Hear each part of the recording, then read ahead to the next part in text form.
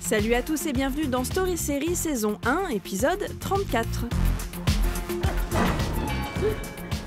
Cette semaine, rencontre exceptionnelle oblige, nous consacrons une émission spéciale à la série qui bouleverse, transcende et enrage le public depuis son lancement en avril 2017.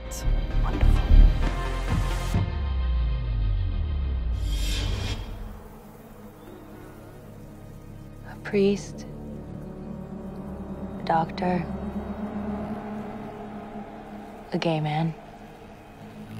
I think I heard that joke once.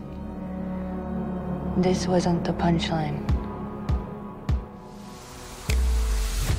2 Golden Globes et 8 Emmy Awards plus tard, The Handmaid's Tale s'est imposé par son écriture et sa réalisation virtuose, et par les performances impeccables de ses actrices, l'impressionnante Elisabeth Moss en tête.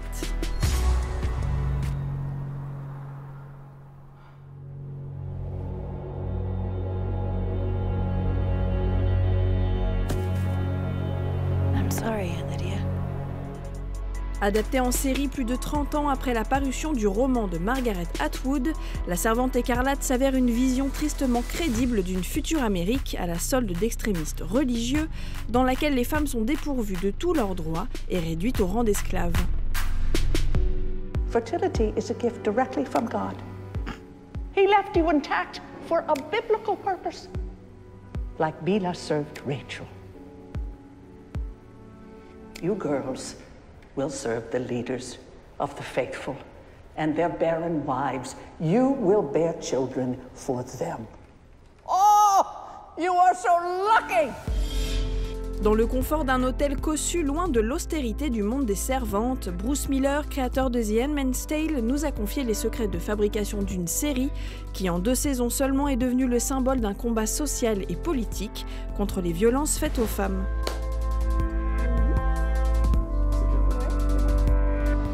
What do you think in your personal education and life made this book so important for you that you would agree to put years of your life working on this show? Well, I read it when I was in college. Yeah. And I was starting to think about being a writer. And as far as a writer goes, it was one of the first books I read where I really understood what a story could do, and also how important the point of view was, to be really inside the head of a character. And a character that wasn't always likable or always brave or always smart, but was a real person. You going shopping? No, Nick, I'm gonna knock back a few at the Oyster House bar. You wanna come along? Yes. I have 3 sisters. I grew up in a very female household, all smarter than I am. And all, very accomplished. It took a while to find a book that seemed to reflect that part of my life. Did you have any conversation with your sisters when you started to work on the show or things like that? They do watch the show and talk to me about the show. Mostly they talk about how hard it is to watch and how messed up I seem to be. Oh, it's not you, it's the world.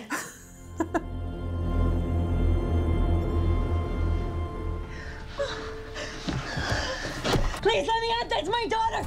Anna! No! Let me out, please, let me out! No! Anna! Anna! Elisabeth Moss, I think everybody felt she was going to be the best actress of her generation, but you proved it with the show. How is it? She proved it, but you picked her, and that's the best choice ever. Yes, I agree. How was it to watch her become June and Offred and play this role? It is the most amazing gift you can be given, just as a person who likes actors and likes drama, and to sit this close and watch her do what she does, and to know that what she does, people think is amazing. But to sit there and watch her do it over and over and over again, and then as soon as they say cut, be happy, young Lizzie, just, normal in the world woman, and how quick she can just kind of go in and out.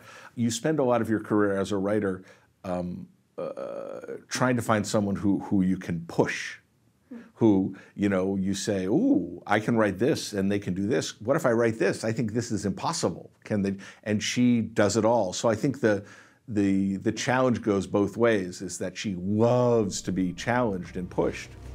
And I love to write stuff that basically can't be done. Our Father, who art in heaven. Seriously? What the actual fuck? When you talk about a character, do you say June or do you say Offred? I try to say June all the time. Yeah. I think of her as June. My name is Offred. I had another name, but it's forbidden now. The central conflict in the television show is between Offred and June. Yeah.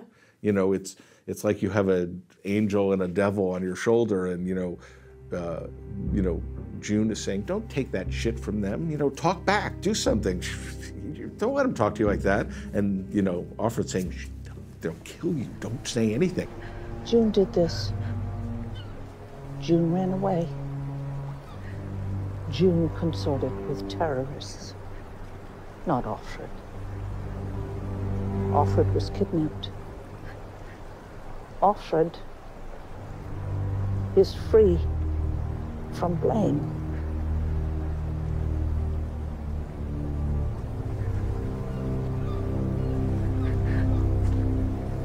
Offred does not have to bear June's guilt.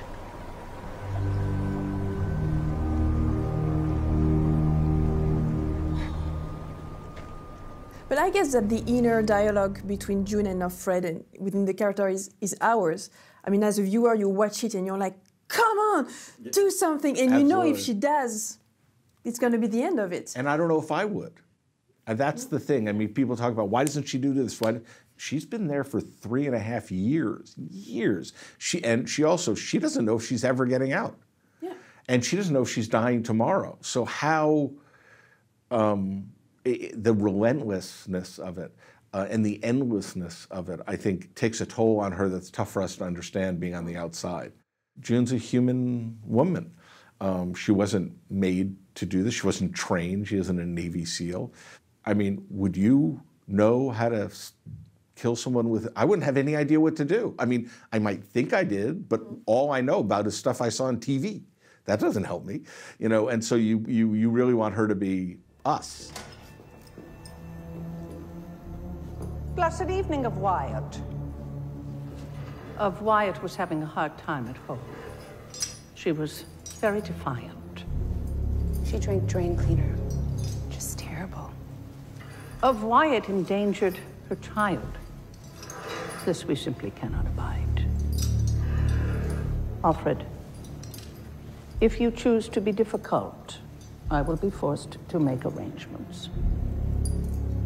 9 months can feel like quite a long time. Blessed be the fruit.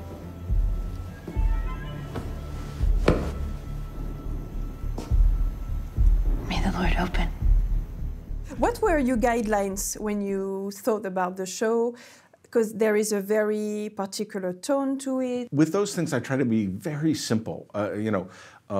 You just want it to feel like real life. And after, that's kind of our basic, what would really happen? What would this really look like? If it doesn't feel real, it isn't scary. Yeah. Because then it's like, oh, that would never happen.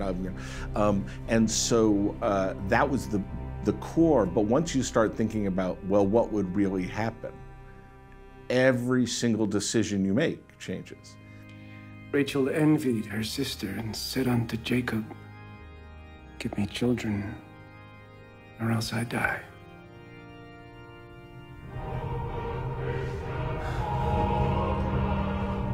And she said, "Behold, my maid, Bila."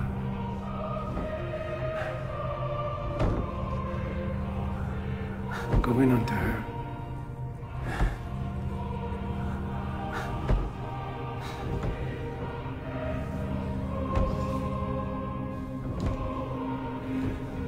And she shall bear upon my knees, that I may also have children by her. Well, I wanted you to feel like you only knew what Offred knew. So with the woman who directed our pilot and our first 3 episodes was a woman named Reed Morano, a very talented director and also a former cinematographer. And she operates the camera a lot herself. And by a stroke of luck, she's petite, like Lizzie is. And so what you get from that is the camera's not here, but here. On the same it's level. Always on the same level. So you have scenes in a crowd where you can't see anything because Lizzie can't see anything. And that means the camera can't see anything. So everything is to kind of enforce the point of view.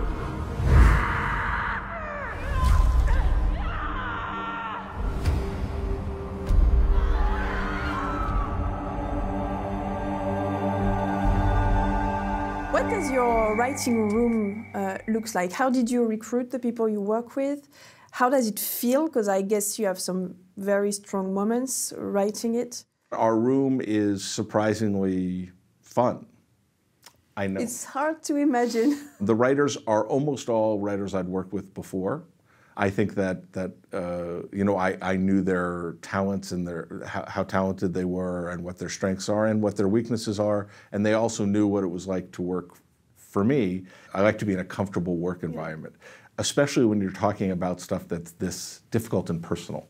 I wanted to hire as many women as I could get, and as many women, men and women of color as I could get. You know, I'm a white boy, and you want other points of view. We have a very respectful room.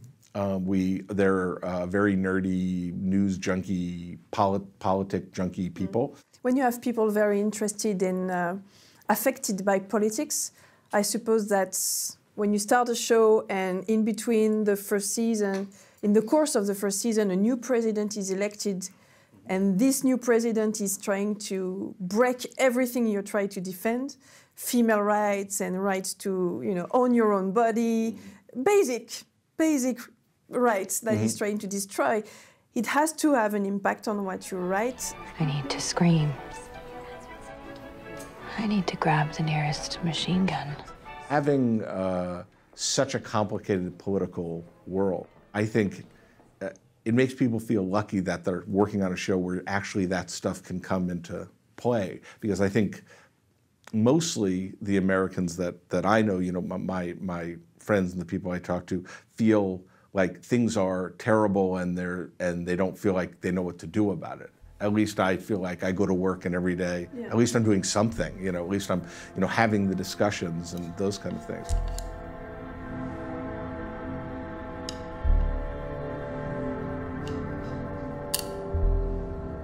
We never do anything on the show that doesn't happen in the real world. We don't make things up. Which is so scary when you think about it. But also, otherwise, it turns into just cruelty, and we don't want to do that, and it's not the point of the show. And that's taken from Margaret. When Margaret wrote the book, she said everything on the book has happened or is happening somewhere to women. So we do exactly the same thing. And my biggest worry is always making the show difficult to watch for no reason, just difficult for being difficult. But how do you feel when you see women in the street protesting against Trump's policies dressed as handmaid and made it their weapon, their way of expressing themselves? To contribute in any way, to give people a way to talk about things that are complicated and painful and things they're scared of is what you dream of as a writer. They should have never given us uniforms if they didn't want us to be an army.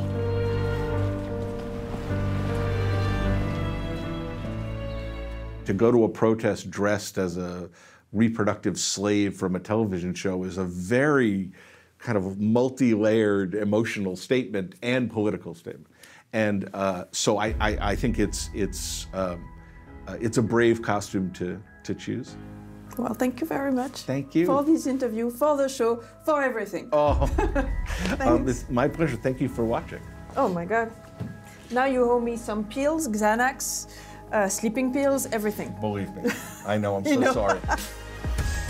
The Handmaid's Tale a réussi haut la main le pari de nous divertir tout en nous ouvrant les yeux sur le monde, sur nos choix et sur nos droits, sur les combats qu'il reste à mener et sur le pouvoir des histoires et des mots. avec une phrase scandée par une héroïne en rouge et relayée par les femmes du monde entier. Newly day Bastardes, Carver and Durham, bitches. Allez, à la semaine prochaine.